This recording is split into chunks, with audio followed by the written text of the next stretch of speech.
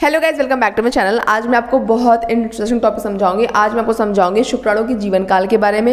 ये किस तरीके से शुक्राणु का जन्म होता है और किस तरफ वो अपने मृत्यु की तरफ जाता है। बीच बीच में अगर शुक्राणु फीमेल की वजाइना में जाता है तो कब तक जीवित रह सकता है। अगर जो शुक्राणु होता है वो फर्श पे गिर जाए, जमीन पे गिर जाए, बाहर कहीं गिर जाए, तब कब तक जिंदा रह सकता है।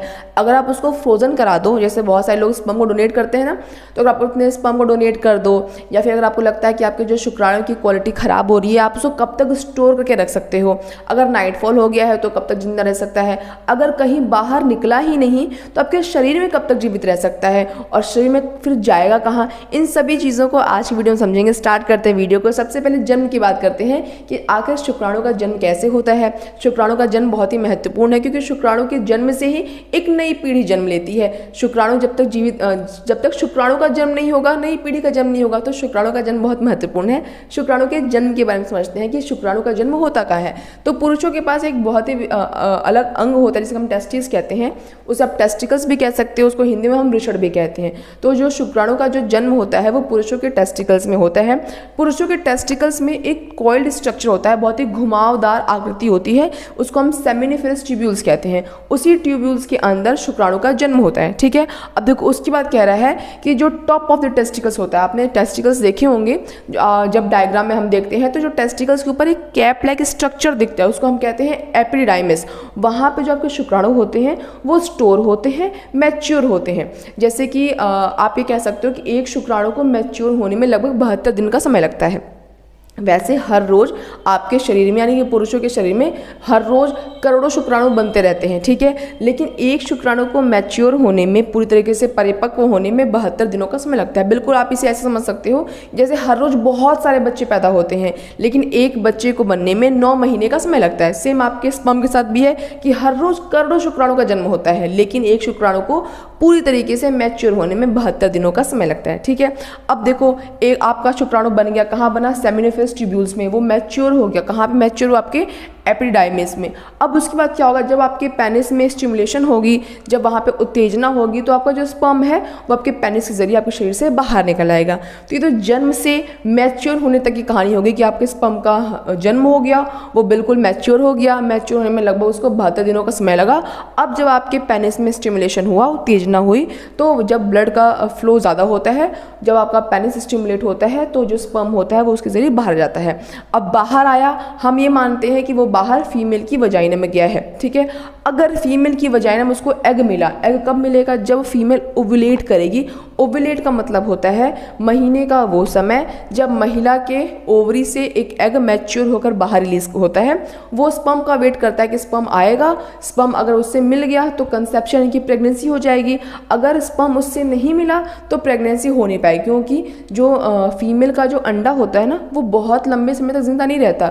जब फीमेल का अंडा ओवरी से बाहर आता है तो वो मैक्स टू मैक्स 24 घंटे तक का वेट करता है कि कोई स्पर्म आए, उसे फर्टिलाइज कर देने, उससे मिल जाए तो प्रेगनेंसी हो जाएगी। अगर स्पर्म उस दौरान उसको नहीं मिला तो वो अंडा नष्ट हो जाता है। तो वही बात आपको समझनी है कि अगर स्पर्म फीमेल की बॉडी में गया और वहाँ पे पहले से एग मौजूद है तो प्रेगनेंसी हो जाएगी। और जो स्पर्म होता है वो महिला की वजाइना में लगभग या मैक्स टू मैक्स हम बात करें तो 5 दिनों तक सर्वाइव कर सकता है। हम ये मान लेते हैं कि जो स्पर्म है वो फीमेल की वजाइना में गया है लेकिन अभी भी एग नहीं आया है। एग 1 दिन बाद आता है, एग 2 दिन बाद आता है, एग 3 दिन बाद आता है। और अगर आपका स्पर्म बहुत ही हेल्दी है तो अगर स्पर्म 2-3 दिन बाद भी आता है तो भी बहुत आसानी से प्रेगनेंसी हो सकती है, क्योंकि अंडा बहुत दिन तक जिंदा नहीं रहता, सिर्फ 24 घंटे तक जिंदा रहता है, बट स्पर्म तो जीवित रह सकता है। तो क्योंकि स्पर्म फीमेल की वजाइना में 5 दिनों तक जीवित रह सकता है तो अगर पहले से अंडा मौजूद है प्रेगनेंसी फिर भी हो जाएगी। अगर उस टाइम पे अंडा मौजूद नहीं है, बाद में अंडा आता है, तो भी प्रेगनेंसी होने की संभावना बहुत ज़्यादा हो सकती है अगर आपका स्पर्म हेल्दी है तब। लेकिन अगर वहाँ पे एग नहीं हुआ तो क्या होगा? तो अगर वहाँ पे एग नहीं हुआ तो बिल्कुल सेम चीज़ ही होगी, फिर भी आपका जो स्पर्म है वो फीमेल की वजाइना में 5 दिनों तक जिंदा रह सकता है, उसके बाद वो मर जाता है। लेकिन आपको बात समझनी ये है कि जो फीमेल का जो वजाइना होता है उसके अंदर का जो पूरा माहौल होता है वो एसिडिक होता है। उसका जो पीएच लेवल होता है वो लगभग 3.8 to 4.5 pH के लगभग होता है, जो कि ऑब्वियस बात है क्या है, एसिडिक है। अब इस एसिडिक माहौल में जो मेल का जो स्पर्म होता है वो सर्वाइव ही नहीं कर पाता है।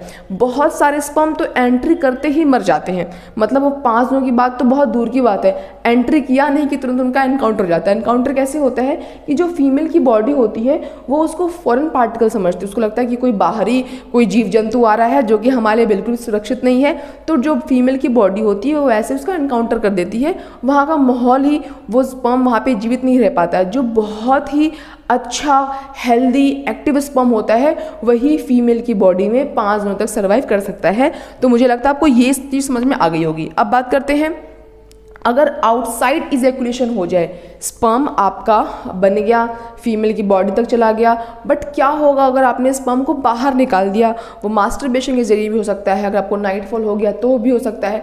तो अगर स्पर्म को वजाइना नहीं मिला, फीमेल की बॉडी नहीं मिली, अगर तो बाहर कहीं बाहर वाले एनवायरनमेंट में रह गया तो कुछ मिनट में या फिर कुछ सेकंड में भी मर जाता है। उसकी जो ज़िंदगी होती है वो बाहरी की दुनिया लायक नहीं होती, वो बाहर की दुनिया में बिल्कुल भी सर्वाइव नहीं कर पाता। चंद सेकंड में या फिर कुछ मिनट में स्पर्म जो होता है वो बाहर की दुनिया में मर जाता है, तो लंबे समय तक सर्वाइव नहीं कर पाता है। अब बात करते हैं कि अगर आप सेक्सुअली इनएक्टिव हो, सेक्सुअली इनएक्टिव का मतलब कि आपके मन में ही कोई ख्याल नहीं है, आप कहीं भी सेक्सुअली एक्टिव नहीं हो, फिजिकली कहीं भी आप प्रेजेंट नहीं हो, अपने सेक्सुअली एक्टिव कहीं पे आप हो ही नहीं, तो उस टाइम पे आपकी स्पर्म का क्या होगा? तो अगर आप कहीं भी फिजिकली एक्टिव नहीं हो तो आपका स्पर्म बाहर नहीं आएगा। बाहर क्यों नहीं आएगा? क्योंकि जब आप कहीं पे सेक्सुअली एक्टिव होते हो उस टाइम आपके पेनिस में उत्तेजना होती है, स्टिमुलेशन होती है। जब स्टिमुलेशन होगा, उत्तेजना होगी, तभी तो स्पर्म बाहर आएगा। जब स्टिमुलेशन ही नहीं होगा तो स्पर्म तो बाहर आएगा नहीं। जब स्पर्म बाहर आएगा नहीं तो फिर जाएगा कहाँ? तो फिर बॉडी उसको रीएब्जॉर्ब कर लेती है, बॉडी रीएब्जॉर्ब कर लेती है। आपको समझ में आएगा, जैसे ब्रह्मचारी लोग होते हैं ना, जो ब्रह्मचारी लोग होते हैं, क्योंकि उनके वो तो भगवान की पूजा करते हैं, मतलब अलग अलग ब्रह्मचारी, कोई धर्म तो नहीं होता होगा मेरे हिसाब से, अलग अलग धर्म के में अलग अलग ब्रह्मचारी लोग होते होंगे जो कि अपने भगवान को, अपने गॉड को याद करते होंगे। तो वो लोग अपने आप को इन दुनिया की जो मोहमाया होती है, जो सेक्सुअल चीज़ें होती हैं, इससे अपने आप को बैकआउट कर लेते हैं, वो इन सब चीज़ों में इन्वॉल्व नहीं रहते हैं। तो जब इन्वॉल्व नहीं रहते, उनके अंदर कोई स्टिमुलेशन नहीं आता है, कुछ उनको ट्रिगर नहीं करता है, कोई उत्तेजना महसूस नहीं होती है, तो उनकी जो बॉडी में जो स्पर्म होता है वो रीएब्जॉर्ब हो जाता है। वो रीएब्जॉर्ब कैसे हो जाता है? वो बाहर आएगा नहीं, तो अंदर आपके पास कुछ टैंकर थोड़ी जहाँ पे आप स्पर्म को फिल करते रहोगे, तो ऑब्वियस बात है आपको नया स्पर्म बनने के लिए पुराने स्पर्म को खाली करना पड़ेगा ना। तो आप बाहर तो निकाल नहीं रहे हो, तो अंदर ही वो क्या हो जाएगा? रीएब्जॉर्ब। कैसे होगा? देखो, कह रहा है कि जो स्पर्म होता है उसको बॉडी रीएब्जॉर्ब कर लेती है अगर आप उसको बहुत टाइम से यूज़ नहीं कर रहे हो तो। एक मैक्रोफेजेस, जो इसको आप काइंड ऑफ WBC कहते हो, जो वाइट ब्लड सेल्स होते हैं, तो जो मैक्रोफेजेस सेल होता है उसको हम स्पेशलाइज्ड क्लीनअप सेल्स ही कहते हैं, इनका काम ही सफाई करना होता है। तो ये क्या करते हैं, या आपके ओल्ड या फिर अनयूज्ड स्पर्म को, वो स्पर्म जिसका आप प्रयोग नहीं कर रहे हो, या फिर वो स्पर्म जो कि बहुत टाइम से रखा हुआ है, आप उसका उपयोग ही नहीं कर रहे, बहुत पुराना हो चुका है, तो जब पुराना स्पर्म मरेगा तभी तो नया स्पर्म आएगा, तो उससे क्या होता है, उसको डिसॉल्व कर देता है, और जो एपिडाइमिस की जो लाइनिंग होती है वहीं पे आपका जो स्पर्म होता है वो एब्जॉर्ब हो जाता है। अगर ये प्रक्रिया बहुत लंबे समय से चलती आ रही है, मतलब बहुत ही लंबे समय से अपने स्पर्म को यूज़ नहीं करते हो, वो प्रोडक्शन तो उसका होता है, लेकिन वापस से क्योंकि आपने यूज़ नहीं किया तो वो वापस से क्या हो जा रहा है, रीएब्जॉर्ब आपकी बॉडी उसको कर ले रही है। तो उससे क्या होता है, स्पर्म की क्वालिटी दिन ब दिन थोड़ी ख़राब होती है, जो थोड़ा प्रोडक्शन है वो थोड़ा सा कम हो जाता है, क्योंकि ऑब्वियस बात है आपकी बॉडी को पता चल रहा है कि आपको इसका कोई यूज़ नहीं है, तो ऑटोमेटिक उसका प्रोडक्शन क्या होता है, थोड़ा थोड़ा करते करते करते करते करते करते बिल्कुल धीमा हो जाता है। ठीक है, तो अगर ये जो सेक्सुअली इनएक्टिव की बात समझ में आ गई होगी। अब बात करते हैं फ्रोजन। बहुत सारे लोग अपने स्पर्म को फ्रीज़ करा देते हैं। फ्रीज़ मतलब उनको लगता है कि अभी जो स्पर्म है उनकी क्वालिटी ख़राब हो रही है, वो आगे आने वाले कुछ सालों में वो ज़िंदा नहीं रह पाएंगे, या फिर आपके पास स्पर्म की क्वालिटी उतनी अच्छी नहीं रहेगी, अभी क्वांटिटी बहुत ही ख़राब हो रही है, बहुत ही कम हो रही है, आपका स्पर्म काउंट घट रहा है।